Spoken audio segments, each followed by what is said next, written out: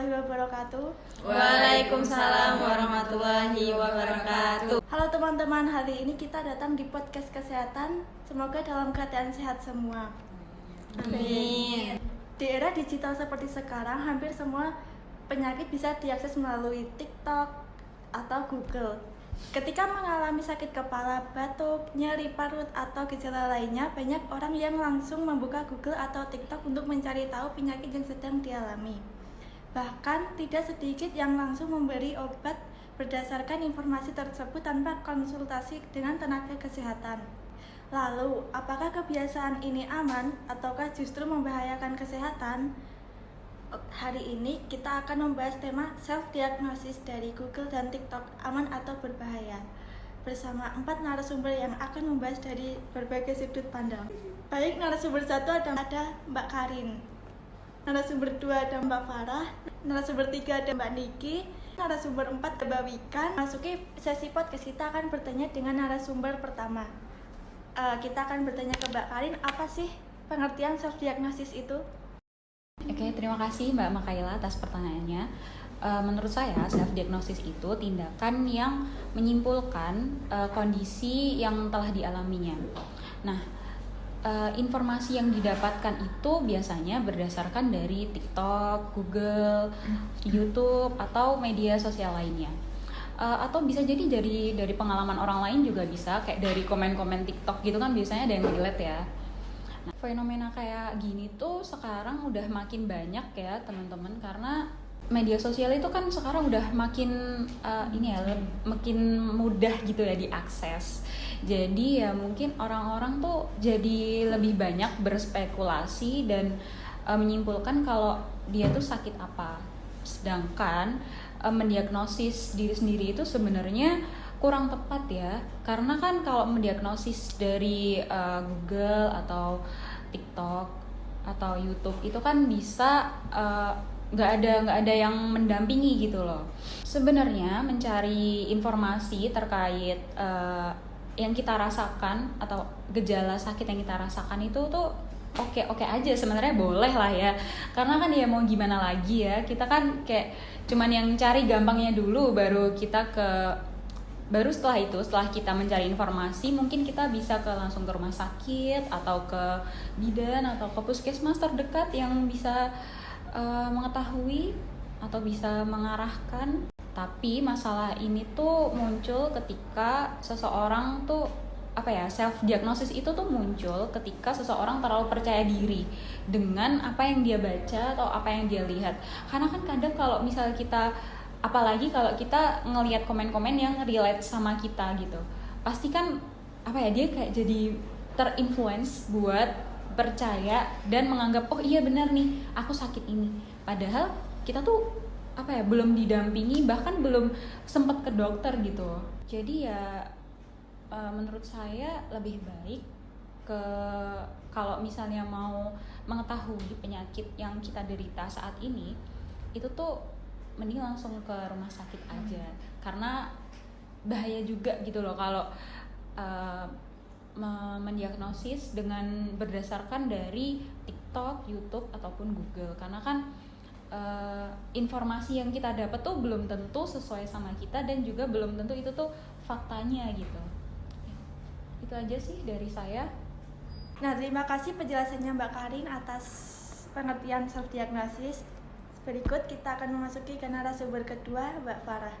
Mbak Farah, apa sih manfaat self-diagnosis itu? Baik, terima kasih ya Mbak Makaila atas pertanyaannya. Menurut saya self-diagnosis itu tidak selalu berdampak buruk apabila kita menggunakannya itu dengan bijak dan tepat. Jika dilakukan dengan bijak dan tepat, mencari informasi melalui Google dan TikTok bisa memberikan beberapa manfaat seperti yang pertama, orang-orang akan bisa lebih aware terhadap kesehatannya sendiri, seperti ketika ada gejala yang muncul akibat penyakit itu, orang-orang ada keinginan untuk mencari tahu dan ingin mencari penyebab dari permasalahan tersebut melalui aplikasi Google maupun TikTok dan yang lain sebagainya. Baik, untuk yang kedua, dengan adanya internet ini kita bisa lebih tahu dengan gejala, penyebab, cara pencegahannya, dan bagaimana cara kita untuk memulai hidup yang sehat. Nah, saat ini juga lagi banyak-banyaknya tenaga kesehatan, baik dokter, perawat, itu memberikan edukasi mengenai kesehatan agar masyarakat itu lebih mudah memahami informasi yang didapat. Nah, yang ketiga, dengan adanya informasi yang diperoleh oleh masyarakat itu bisa mendorong mereka untuk mendatangi fasilitas terdekat untuk memeriksakan gejala-gejala dan penyakitnya agar langsung ditangani dan tidak terjadi komplikasi yang lainnya. Namun perlu diingat juga bahwa informasi dari Google maupun TikTok itu hanya sebagai referensi atau sumber informasi saja, bukan sebagai diagnosis utamanya dari penyakit tersebut. Namun diagnosis yang tepat tetap harus dilakukan oleh tenaga kesehatan langsung seperti dokter dengan melakukan pemeriksaan secara langsung. Terima kasih Mbak Farah atas penjelasannya tentang manfaat self-diagnosis. Lalu kita memasuki ke narasumber ketiga, Mbak Niki. Mbak Niki mau tanya, tadi kan udah dampak positif, lalu sekarang dampak negatifnya itu apa? Baik Mbak Makaila, kalau menurut saya tuh self-diagnosis ini sangat beresiko ya. Buat contohnya, saya ambil misal nih kalau kita sedang sakit kepala atau demam gitu, terus kita tuh searching di internet gitu, kita cari misal penyakit dengan gejala sakit kepala, demam gitu, pasti itu kalau di internet tuh banyak kan diagnosisnya, misal dari A sampai Z tuh pasti ada. Nah, dengan banyaknya diagnosis tuh kita tuh jadi bingung kan sebenarnya tuh kita tuh sakit apa. Apalagi kalau misal kita cari di internet tuh kayak biasanya tuh munculnya tuh kayak tanda-tanda kanker otak lah, apalah itulah. Jadi tuh banyak sekali tuh kayak penyakit-penyakit yang sangat kritis. Dengan kita lihat di internet dengan banyak diagnosis kayak gitu, dengan kritisnya diagnosis tuh kita tuh malah jadi kayak ansietas gitu, cemas dengan keadaan diri kita sendiri gitu. Nah, belum divalidasi kan tuh dengan keadaan kita, terus habis itu kita tuh cuma asal ambil diagnosisnya ini gitu, terus kita mungkin penyakitku tuh ini, terus kita searching lagi nih obat untuk penyakit ini tuh apa.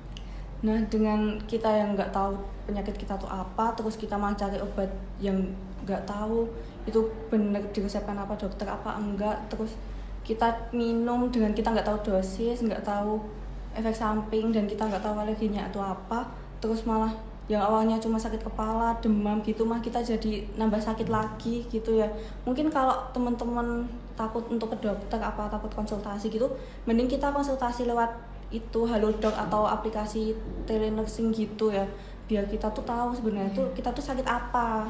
Jangan malah kita mengacu ke internet gitu dengan diagnosis yang nggak jelas dan belum tahu itu cocok dengan kita apa enggak, malah kita nambah sakit kan. Nah, buat teman-teman yang suka kayak gitu, mending langsung konsultasi ke dokter aja, mending kita ke rumah sakit untuk menghindari kayak gitu ya, daripada sakitnya kita tuh makin parah malah nggak jelas gitu ya, mending kita ke dokter aja langsung gitu. Terima kasih Mbak Niki udah dijelasin dampak negatifnya. Lalu kita bertanya ke narasumber keempat, Mbak Wikan. Mbak Wikan, tadi kan udah dijelaskan apa itu penjelasan self-diagnosis, manfaatnya dan positif negatifnya. Lalu saya mau bertanya nih Mbak Wikan, bagaimana cara kita bijak menggunakan Google dan TikTok? Menurut saya, Google dan TikTok tetap bisa dimanfaatkan atau digunakan untuk media edukasi, tetapi masyarakat harus tetap lebih selektif dalam memilah dan memilih informasi tersebut. Pertama, pastikan informasi yang kita dapat itu sesuai dengan rumah sakit atau Kementerian Kesehatan, WHO, dan organisasi yang kredibel. Yang kedua, jangan sampai kita mudah percaya dengan video-video yang viral kalau kita sakit gini nanti ternyata sakitnya ini. Jangan langsung percaya karena semua itu perlu kita seleksi terlebih dahulu gitu loh, kevalitannya. Yang ketiga, bandingkan informasi yang kita peroleh itu dengan sumber-sumber terpercaya lainnya. Yang keempat, jangan membeli atau mengkonsumsi obat yang tidak dianjurkan oleh dokter atau obat-obatan yang tidak sesuai dengan keluhan yang kita rasakan. Dan yang paling penting, apabila gejala berangsur lama dan semakin hari semakin mengganggu aktivitas kita, harus kita segera memeriksakan diri ke rumah sakit, puskesmas, atau fasilitas kesehatan lainnya. Baik, terima kasih Mbak Wikan atas penjelasannya. Sekarang kita memasuki sesi mitos dan fakta. Nah, Mbak Karin, mitos atau fakta kalau gejalanya sama dengan penyakit yang ada di Google berarti penyakitnya pasti sama? Oke, kalau mitos atau faktanya itu menurut saya mitos ya, karena banyak penyakit yang memiliki tanda dan gejala itu yang sama, padahal sebenarnya itu bukan penyakit yang sebenarnya. Jadi menurut saya sih tetap harus ke rumah sakit atau ke tenaga medis yang bisa mendiagnosis secara pasti gitu dan lebih mengerti. Benar kan Mbak Wikan? Benar sekali. Ya, gitu. Baik Mbak Farah, aku mau nanya nih, mitos atau fakta semua informasi kesehatan di TikTok itu dapat dipercaya? Baik, untuk informasi tersebut adalah mitos ya teman-teman, karena tidak semua informasi yang ada di platform TikTok ataupun Google itu dapat dipercaya. Walaupun sudah banyak edukasi yang dilakukan oleh tenaga kesehatan maupun itu dokter, perawat, dan yang lainnya. Namun ada juga orang-orang yang membuat konten itu tanpa dasar ilmiah. Oleh karena itu, kita sebagai pengguna harus lebih bijak dan kritis untuk menerima informasi tersebut. Kita harus mengecek terlebih dahulu informasinya, apakah informasinya itu valid, kredibel, dapat dipercaya, sehingga kita tidak salah dan terjerumus dengan informasi yang salah begitu. Jadi platform TikTok itu bisa menjadi sumber edukasi, tetapi bukan sebagai diagnosis utama. Diagnosis utama itu tetap harus dilakukan pengecekan di fasilitas terdekat oleh dokter dengan melakukan pemeriksaan secara langsung. Baik, sudah Mbak. Oke, baik Mbak Niki, mitos atau fakta, mencari informasi kesehatan di internet boleh dilakukan sebagai tambahan pengetahuan? Nah, menurut saya tuh fakta ya, internet tuh bisa buat sarana edukasi, tapi kita tuh kalau nyari di informasi di internet tuh harus tetap memvalidasi datanya dulu, itu benar apa enggak. Itu sih menurut saya. Baik Mbak Wikan, mitos atau fakta, jika gejala tidak kunjung membaik, maka mencari solusi di internet tidak harus segera ke fasilitas kesehatan? Menurut saya itu fakta ya, karena pemeriksaan langsung oleh tenaga medis itu dapat memvalidkan kita mengetahui diagnosis apa dan terapi apa yang harus kita lakukan. Baik, terima kasih semuanya atas penjelasannya. Dari pembahasan ini dapat kita simpulkan bahwa mencari informasi kesehatan melalui Google maupun TikTok tidak sepenuhnya salah. Internet dapat menjadi sumber edukasi yang bermanfaat apabila digunakan dengan bijak. Namun, informasi tersebut tidak dapat menggantikan pemeriksaan oleh tenaga kesehatan. Self-diagnosis yang tidak dapat menyebabkan salah diagnosis, kecemasan berlebihan, penggunaan obat yang tidak sesuai, bahkan keterlambatan mendapatkan pengobatan. Oleh karena itu, gunakan internet untuk menambah wawasan, tetapi tetap konsultasikan kondisi kesehatan kepada dokter, perawat, atau tenaga kesehatan lainnya apabila mengalami keluhan yang menetap atau memburuk. Terima kasih kepada seluruh narasumber atas diskusi yang sangat bermanfaat, dan terima kasih juga kepada teman-teman yang telah menonton podcast ini. Sampai jumpa di podcast kesehatan selanjutnya. Wassalamualaikum warahmatullahi wabarakatuh. Waalaikumsalam warahmatullahi wabarakatuh. Assalamualaikum warahmatullahi wabarakatuh. Gak usah song guyung-guyung. Kuncinya nyomat ilat. Akan dijelaskan dengan narasumber satu. Narasumber berapa? Narasumber keempat, Mbak Wikan.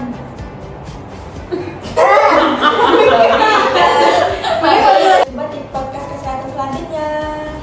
Wassalamualaikum warahmatullahi wabarakatuh. Waalaikumsalam warahmatullahi wabarakatuh.